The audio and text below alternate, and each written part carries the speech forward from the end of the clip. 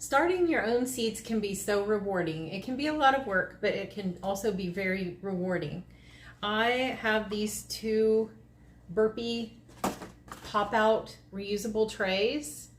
This one is the 36 cell tray, and it's great for smaller seeds or smaller plants that don't grow as fast, like peppers and herbs and a lot of the flowers.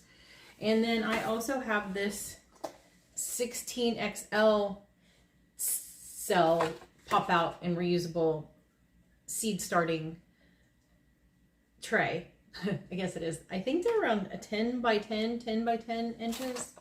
I am not exactly sure on the dimensions, but they do pop out. They have like a silicone bottom to them, and they pop out when your seeds are ready to be planted, and then you can reuse them the next year. They're really kind of heavier duty than some of the other seed trays you find at the store.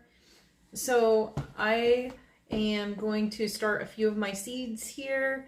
I filled them already with some seed starting soil. Don't use potting soil. You need to get a special seed, like garden coir, I think you said they call it. It's great for starting seeds, but it's not a soil exactly. It's like coconut, shredded coconut, and some other things in this soil. So it's not like potting soil. Don't use potting soil.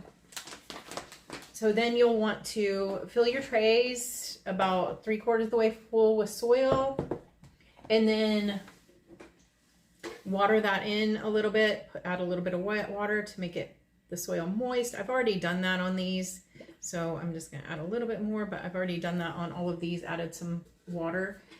And then you'll want to press your seeds in. I'm going to put some yellow pear tomatoes in this larger one, a couple of the cells. And you'll want to, I usually plant 2 per cell to start, and then you can thin them out. But I like to just kind of press them in lightly. Read the instructions for your seeds. Some of them need to stay on top. Some of them need to go down just a little bit. Some of them need to go further down into the soil. So all of them should probably have moist soil. So make sure, don't forget that you need to water it before you put the seeds in.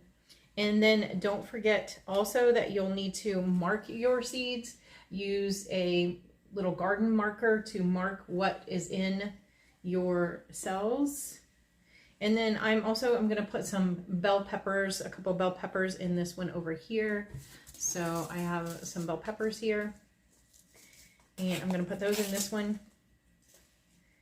And again, I put 2 seeds per cell. That's how I start them. You can do it however you want to, but I've had great luck with that. And then I kind of thin them out later.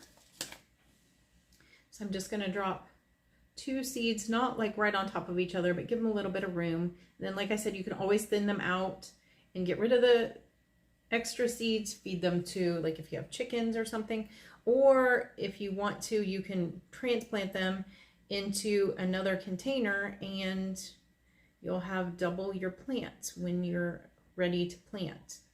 So anyway, that is how I start my seeds. And then once they are ready to go, you can put them, I like to put them on a heat mat. I put the heat mat underneath of the trays and plug it in, and it will give some extra heat so that when your plants are ready to germinate, it gives them warmth so that way they can germinate better. And once they're up, you'll want to put them under a grow light or make sure they're in a very sunny window.